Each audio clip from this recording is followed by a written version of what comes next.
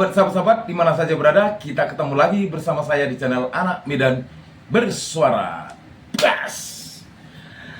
Salam sehat buat kita semua teman-teman ya, khususnya di hari Sabtu. Cuaca Kota Medan cerah ya, beberapa hari ini diguyur hujan, tetap masih kondisi temperatur suhu makin tinggi teman-teman ya. Artinya tetap melakukan aktivitas, jangan lupa banyak meminum air putih. Baik, pagi ini saya tetap akan mengawal perihal tentang ijazah dan skripsinya Pak Jokowi. Begitu juga pemakzulan Wakil Presiden. Dan masuk satu lagi teman-teman, semoga ini tidak pengalihan isu, tapi sepertinya tidak. Kemarin kita juga sudah pernah bahas perihal tentang tambang nikel, yang katanya di Indonesia juga termasuk salah satu tempat yang paling banyak dijumpain ya, atau katakanlah menjadi salah satu number one di dunia pertambangan nikel. Dan sepertinya ada kemarin perihal tentang pelaku korupsi, bagaimana tentang Blok Medan ya, tambang batu bara dan sebagainya. Ini masih abu-abu teman-teman. Jadi inilah yang penting para konten kreator serta para subscriber saya untuk selalu kita mengawasi dan mengontrol perihal tentang apa yang terjadi di negara kita. Bayangkan sahabat kita, saudara kita dari Papua, seputaran Raja Ampat sudah mulai buka suara. Karena ternyata diam-diam ada melakukan pertambangan tambang nikel. Dan tiba-tiba pemerintah menutup langsung melalui Menteri Bahlil. Kalau seandainya Papua tidak bersuara, mungkin kita juga tidak tahu teman-teman. Tapi supaya lebih lengkap, supaya lebih jelas, kita dengar pengakuan dari sahabat kita melalui channel Reply Harun, di mana tagar Save Raja Ampat mulai trending bersamaan dengan tagar bongkar habis ijazah skripsi Pak Jokowi.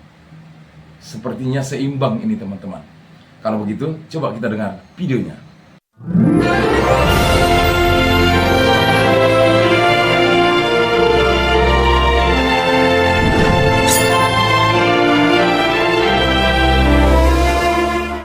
Karena saya rasa di Indonesia hutan terbesar yang terakhir hanya Papua. Jadi ya bagaimana kita tidak menjumbang uang untuk bangun negara, tapi kalau kita sumbang oksigen kan sudah cukup sebenarnya kalau menurut saya.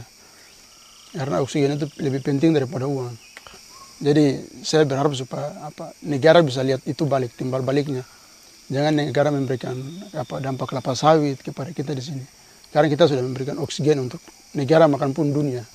Jadi kalau macam kelapa sawit itu datang, jangan sampai saya punya anak cucu mereka tidak lihat cendrawasihnya lagi. Tapi nanti mereka lihat cendera sawitnya itu. Jadi itu yang saya takut sekali sebenarnya. Karena kalau ibarat kita Sukomo itu, hutan itu tamsini. Jadi hutan itu tamsini. Ibaratnya hutan itu mama. Hutan itu kita punya mama yang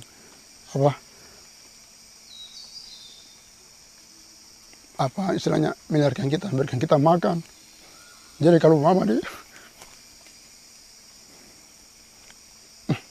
dia mati itu ibaratnya bukan saya lagi sebenarnya.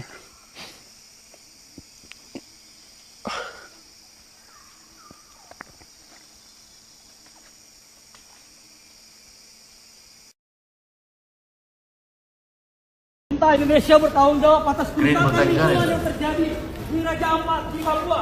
Yeah, this is our colleague from Greenpeace. Pemerintah Indonesia harus bertanggung jawab atas kerusakan lingkungan yang terjadi. Of course. Save Raja Ampat. Pemerintah Indonesia harus bertanggung jawab atas kerusakan yang terjadi. So I want to translate to you what our colleague is saying. He said, nickel mine destroys life. Save Raja Ampat. Papua bukan tanah kosong. Papua bukan tanah kosong. Saya kaget kemarin Pak Batiar Hamzah, Deputi Gubernur BI menyatakan dia kaget ekspor naik tapi tidak ada dolar. Justru saya kaget Deputi Gubernur Bank Indonesia kaget. Nah itulah Presiden Jokowi menyatakan ekspor nikel yang diserahkan ke Cina katanya naik dari 2 miliar dolar menjadi 20 miliar dolar. Tapi nggak ada yang kembali. Itu sama dengan menyerahkan tambang kita ke Cina dan diangkut ke Cina dan tidak kembali. Tapi saya paham, pasti dia tidak berani mengemukakan kemana uang nikel dan siapa di balik ekspor nikel, kemana uang batu bara dan siapa di balik ekspor batu bara, kemana uang CPO dan siapa di balik ekspor CPO. Kalau kita meninggalkan pemimpin-pemimpin yang tidak bernyali, maka bangsa ini akan habis dijual.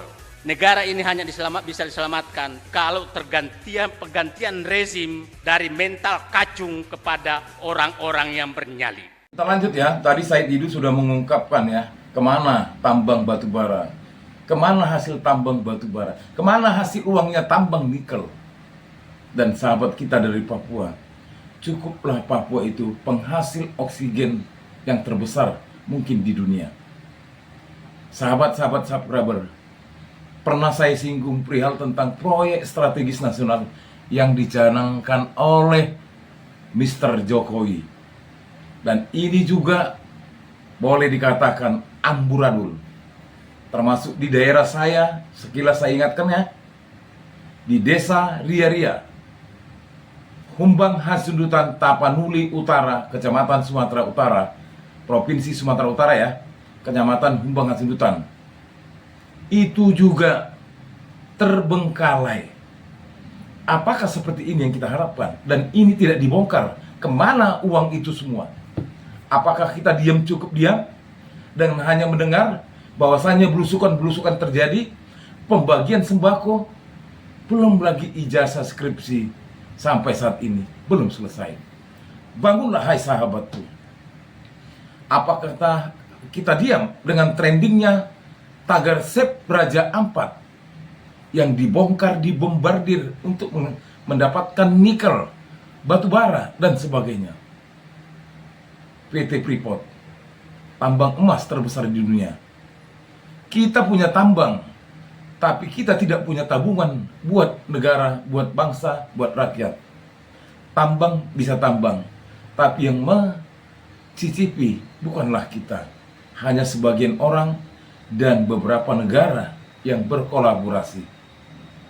Kita bukan hal-hal seperti itu yang mau kita pikirkan. Tapi bagaimanalah pula apa yang akan terjadi apabila daerah destinasi dirusak oleh pertambangan, bahkan penanaman sawit yang membuat tanah itu menjadi panas dan kekurangan air.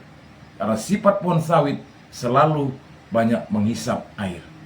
Buat teman-teman sahabat, subscriber, para penonton, para pemirsa, inilah guna bagaimana kita mengawasi apa yang terjadi di sekitar kita. Kita nggak boleh diam. Kita harus bongkar agar ini tidak terjadi. Baik, coba kita dengar lagi. Ada dari Kompas TV. Nanti kita lari ke channel Peri Amsari ya, yang mengupas tentang Raja Ampat. Baik, kita kembali lagi ke Kompas TV dulu sebentar, teman-teman. Rumah tidak selamanya utuh. Saudara, tagar Save Raja Ampat saat ini viral di media sosial. Viralnya tagar Selamatkan Raja Ampat dikarenakan destinasi wisata dunia itu disebut-sebut terancam aktivitas pertambangan nikel.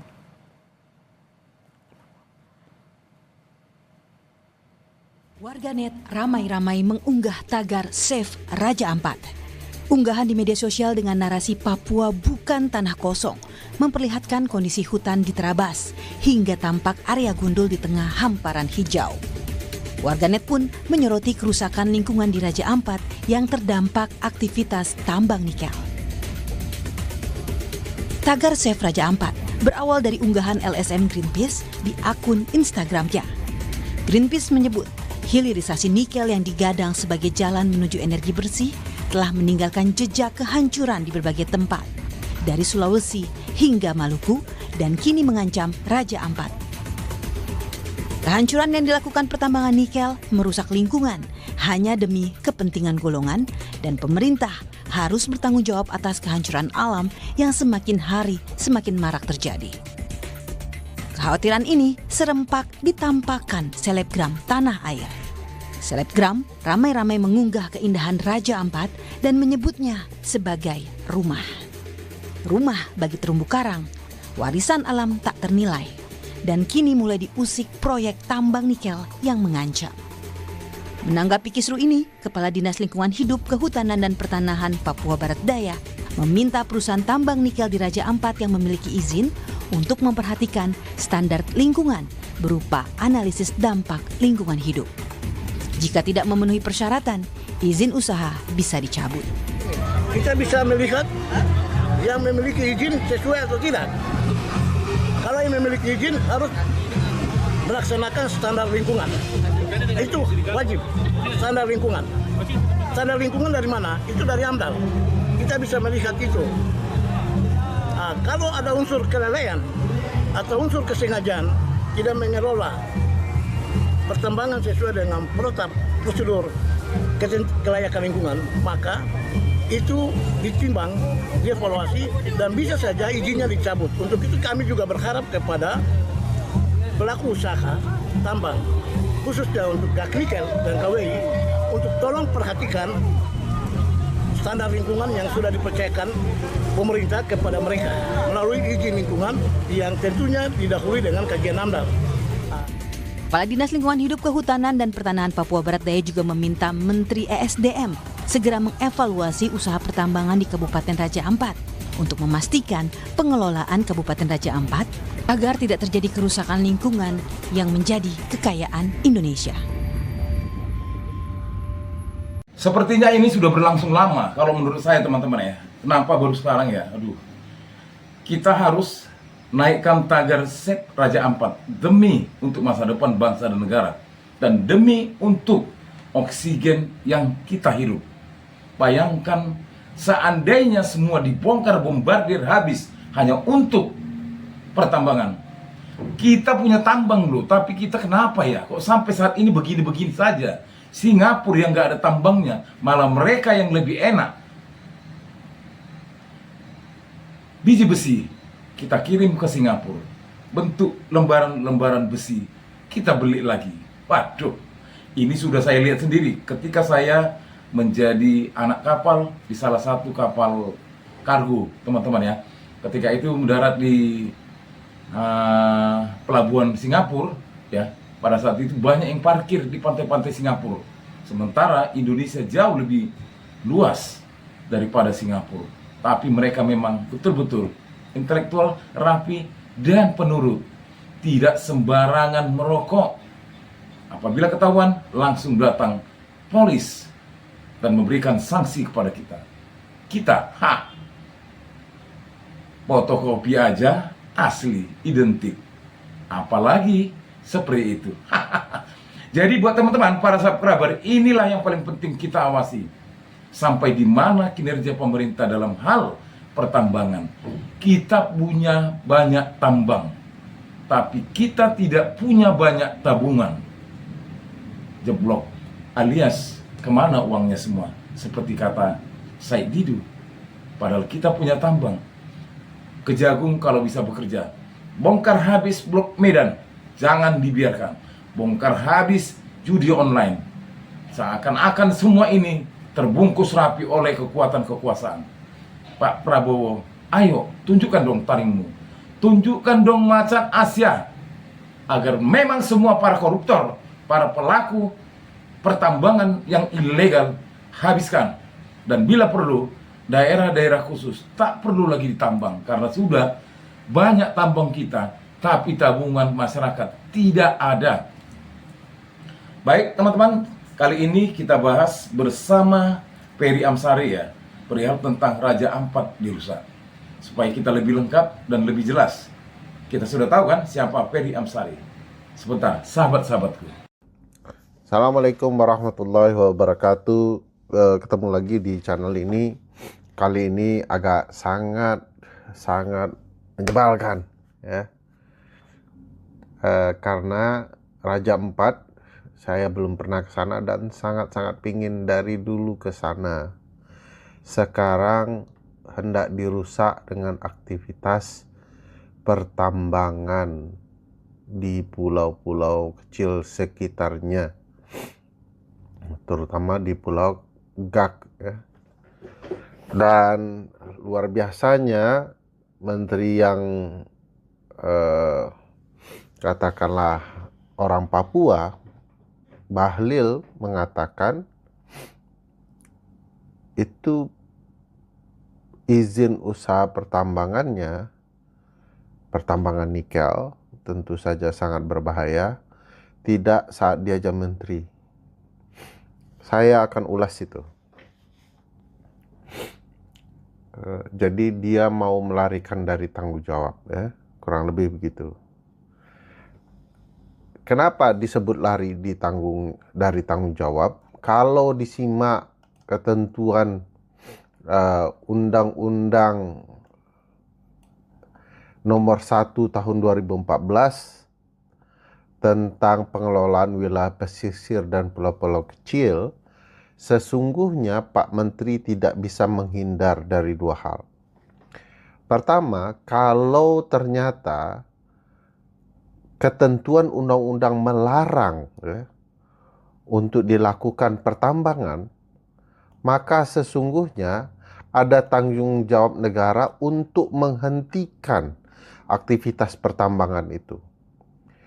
Saya mau beritahu berdasarkan ketentuan Undang-Undang Nomor 1 tadi, bahwa pemanfaatan pulau-pulau kecil dan perairan di sekitarnya diprioritaskan untuk kepentingan sebagai berikut. 1. Konservasi, pendidikan dan pelatihan, penelitian dan pengembangan, budidaya laut, pariwisata, usaha perikanan, pertanian organik, peternakan dan atau pertahanan dan keamanan negara. Sebutkan di mana urusan yang berkaitan dengan pertambangan berdasarkan undang-undang ini. Oleh karena itu tidak boleh menurut saya aktivitas apapun bertentangan dengan undang-undang terjadi. Lalu Pak Menteri mengatakan diberhentikan aktivitas pertambangan itu sementara. Coba Pak Menteri simak ketentuan pasal 51 dari Undang-Undang Nomor 1. Bahwa pasal 51 ayat 1 Undang-Undang menyatakan bahwa Menteri berwenang menerbitkan dan mencabut izin pemanfaatan pulau-pulau kecil dan pemanfaatan perairan di sekitarnya yang menimbulkan dampak penting dan cakupan yang luas serta bernilai strategis terhadap perubahan lingkungan. Menerbitkan dan mencabut. Saya dengar ada artis yang berbisnis di sekitar pulau itu untuk bisnis pariwisata ya. Dia sudah mengatakan bahwa terjadi dampak terhadap lingkungan, ada coral bleaching ya. Coral bleaching itu terumbu karang itu berubah warna jadi lebih pucat, tidak berwarna akibat perubahan ekosistem yang terjadi pemanasan, terjadi perubahan iklim yang merusak mereka. Jadi kayak alam itu tidak nyaman begitu ya, sehingga batu koral itu berubah begitu ya. Jadi ada sesuatu yang harus segera direspon oleh Pak Menteri dengan mencabut izin tambang, apalagi berdasarkan ketentuan pasal 23 tidak diperbolehkan tambang di pulau-pulau kecil kita. Jadi apa yang kok bisa ya begini ya? Padahal Ferry Amsari sudah menyatakan bahwasanya ada pasal-pasal perihal tentang pulau-pulau yang tidak bisa diganggu kecuali untuk konservasi, penelitian dan sebagainya. Pak Prabowo, Bapak sebagai presiden, buat apa kita mencari uang tapi merusak alam? Buat apa kita mencari uang tapi kita nggak pernah ngerasainnya? Pertambangan kita banyak loh Pak. Itu Blok Medan kemarin ada apa? Kok didiamin? Batu bara ada apa? Kok didiamin? Bisa bergeser dari Indonesia keluar. Sebenarnya pertambangan yang paling banyak di dunia itu termasuk di Indonesia. Tapi bayangkan kita sudah lelah, kita begini-begini saja. Sementara indeks pendapatan per kapita penduduk sangat-sangat rendah. Kenapa rakyat Indonesia banyak yang beralih ke negara luar? Bahkan katanya Vietnam yang kemarin heboh, Thailand. Kenapa tidak bertahan di Indonesia? Karena memang sulit untuk mendapatkan uang. Sementara tambang kita hanya dimiliki oleh segelintir orang beserta para negara-negara yang memang menjadi kolaborasi. Apa seperti itu? Padahal ada pasal-pasalnya. Sementara Bahlil, lagi-lagi Bahlil.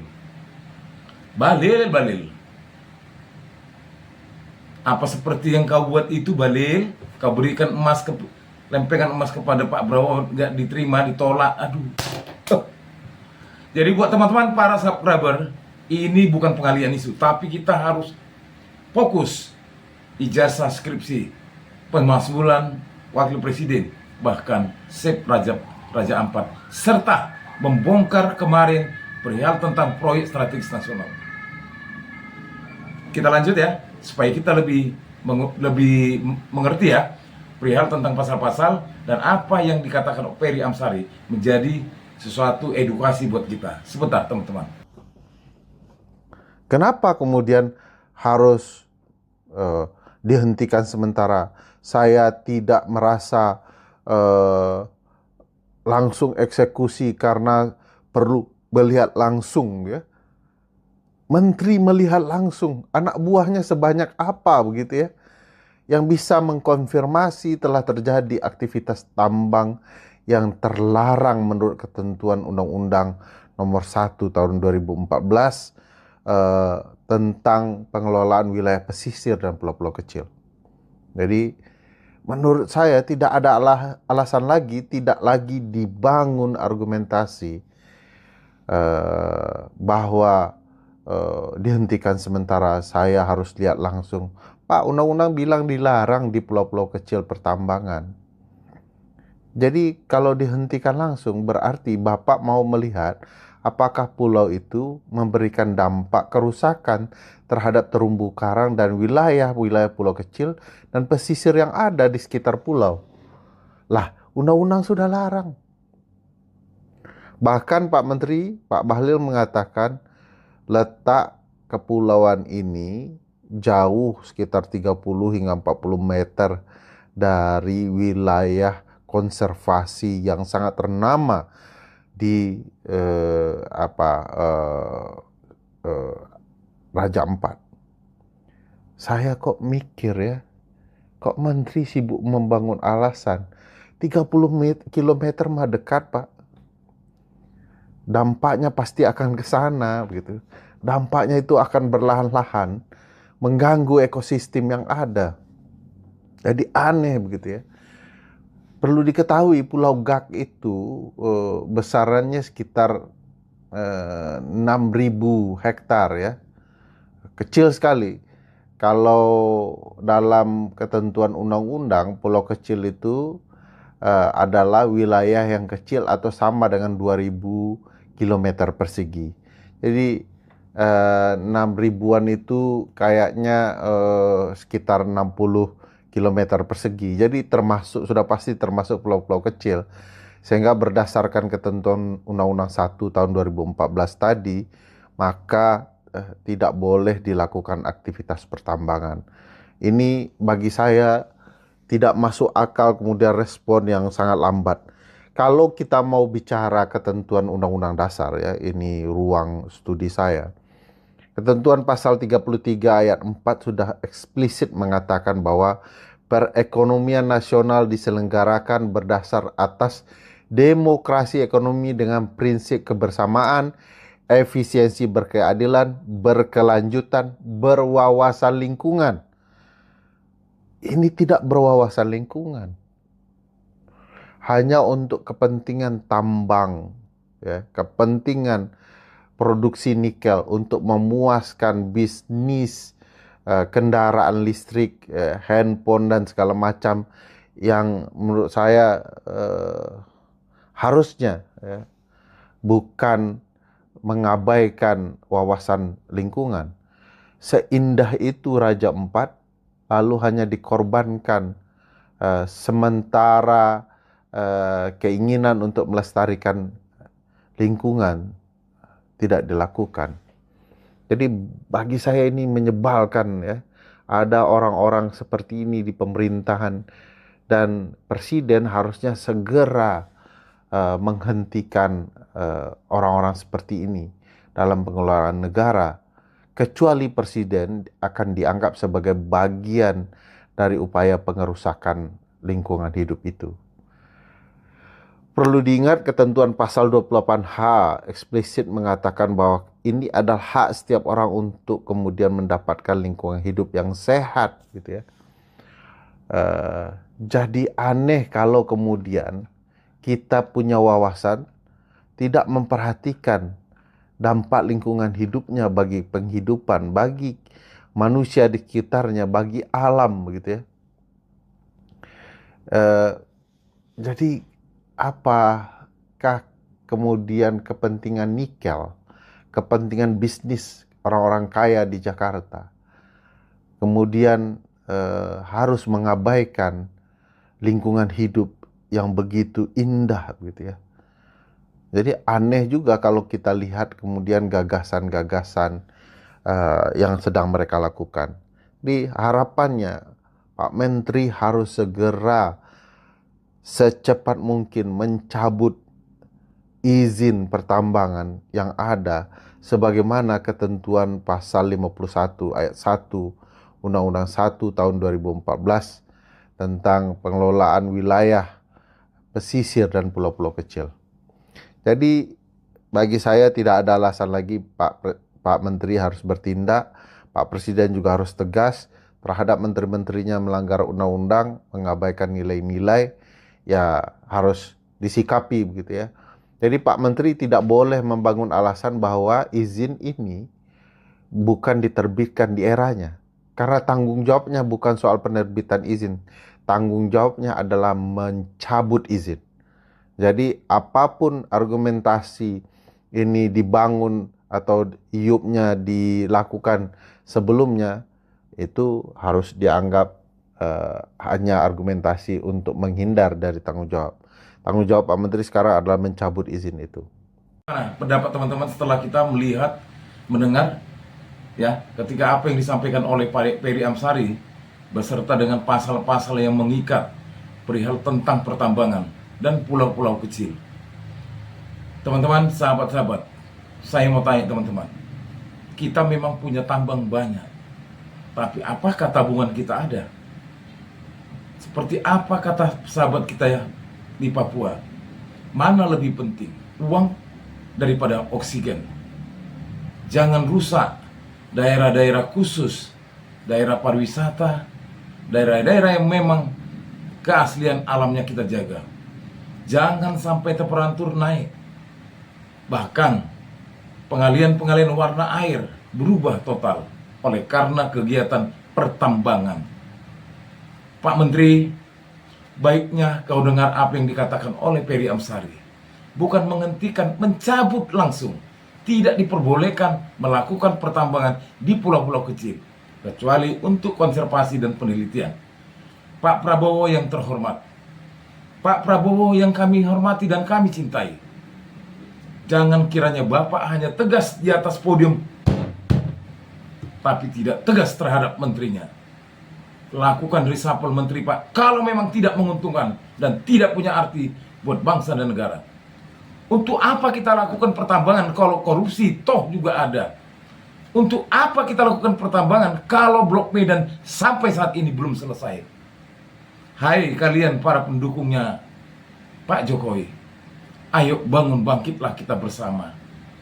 Tuntaskan kebohongan-kebohongan yang selama ini terkungkung rapi oleh kekuatan kekuasaan. Mari kita tuntaskan proyek strategis nasional yang kemarin banyak mangkrak. Untuk apa divideokan? Turun ke lapangan. Sopan santun dalam berdialek, lemah lembut dalam mengalunkan vokal berbicara, pakaian lemah lesu, seakan-akan harga murahan. Di balik itu semua, banyak kotak-kotak Pandora kebohongan tersusun rapi. Sahabat subscriber, sahabat penonton dari Sabang sampai Merauke, dari Pulau Miangas hingga Pulau Rote, ayo kita nyalakan api kebenaran.